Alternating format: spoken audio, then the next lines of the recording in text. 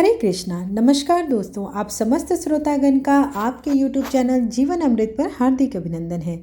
आज की वीडियो में आप श्रवण करेंगे पारण का मुहूर्त क्या है, पारण आपको किस प्रकार से करनी है, पारण के नियम क्या हैं, के दिन किन चीज़ों का दान करना चाहिए। समस्त जानकारी आपको एक ही वीडियो में मिलेगी। तो चलिए बिना देर किए आज की वीडियो का आरंभ करते हैं। एकादशी का व्रत रखने से भगवान विष्णु की विशेष कृपा प्राप्त होती है और सभी मनोकामनाएं भगवान विष्णु की अनुकंपा से पूर्ण होती है। इस व्रत का पारण भी उतना ही महत्वपूर्ण है जितना कि इस व्रत को रखना। जो पहले से इस एकादशी व्रत को कर रहे हैं उन्हें तो नियमों का भली भांति पता है, लेकिन जो नए हैं उन्हें पहले एकादशी व्रत खोलने से पहले पारण के सभी नियमों को जान लेना चाहिए। व्रत का पारण शुभ मुहूर्त में और विधि विधान से करें, अन्यथा आपका व्रत पूर्ण नहीं हो पाएगा। पंचांग के अनुसार एकादशी व्रत के अगले दिन सूर्य के उदय होने के बाद पारण किया जाता है। एकादशी व्रत का पारण द्वादशी तिथि समाप्त होने से पहले करना आवश्यक माना जाता है। अगर द्वादशी तिथि सूर्योदय से पहले समाप्त हो जाती है तो एकादशी व्रत का पारण सूर्योदय के बाद ही किया जाता है। द्वादशी तिथि के भीतर पारण न करना शुभ नहीं माना जाता। एकादशी व्रत का पारण हरिवासर के दौरान भी नहीं करना चाहिए।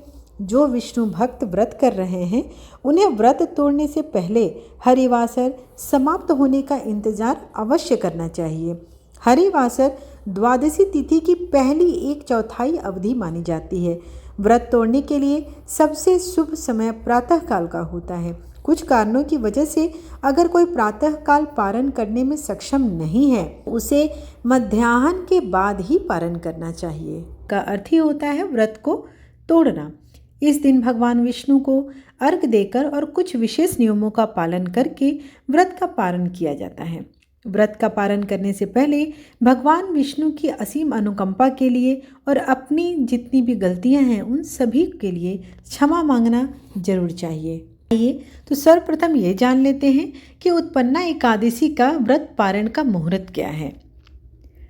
जैसा कि आप सब जानते हैं कि मार्गशीर्ष मास के कृष्ण पक्ष के एकादशी तिथि की जो कि 26 नवंबर के पूर्वाह्न मध्य रात्रि में 1:01 पर शुरू हो चुकी है और एकादशी तिथि 27 नवंबर की सुबह 3:47 पर समाप्त हो जाएगी।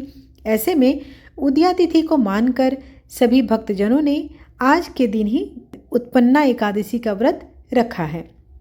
अब उत्पन्ना एकादशी का जो पारण समय होगा वो 27 नवंबर की दोपहर 1:12 से दोपहर 3:18 तक रहेगी। उत्पन्ना एकादशी व्रत को करते समय पारण की कुछ विधि हैं, तो चलिए जानते हैं उन विधि के बारे में।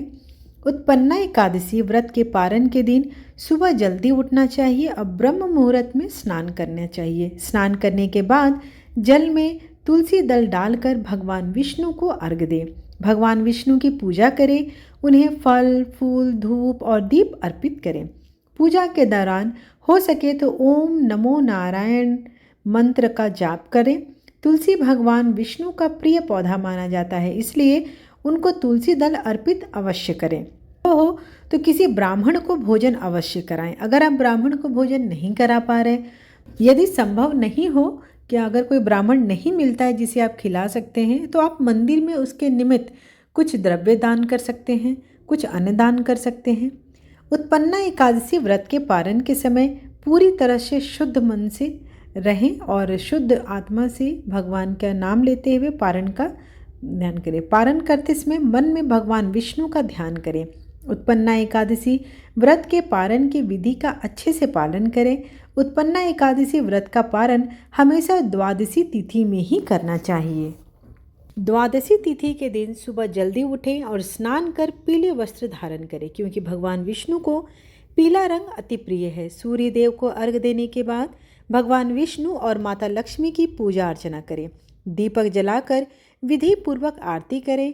फल और मिठाई, पंचामृत, पूरी और सब्जी का भोग लगाएं। इसके बाद जीवन को खुशहाल बनाए रखने के लिए प्रभु से कामना करें। अंत में लोगों में प्रसाद का वितरण करें और प्रसाद स्वयं भी ग्रहण करें। एक बात का विशेष ध्यान रखें कि व्रत के पारण के दौरान सात्विक भोजन ही करें।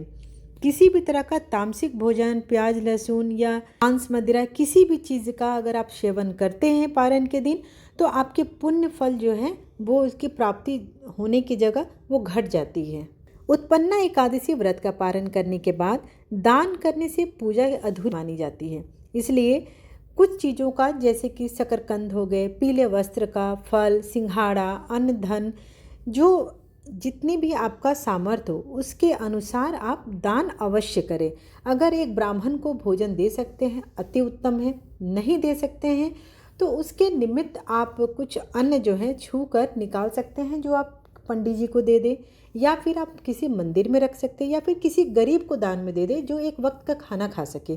तो इससे भगवान विष्णु अति प्रसन्न होते हैं और साधक को वांछित फलों की प्राप्ति कराते हैं और उसकी सर्व मनोकामना पूर्ण करते हैं।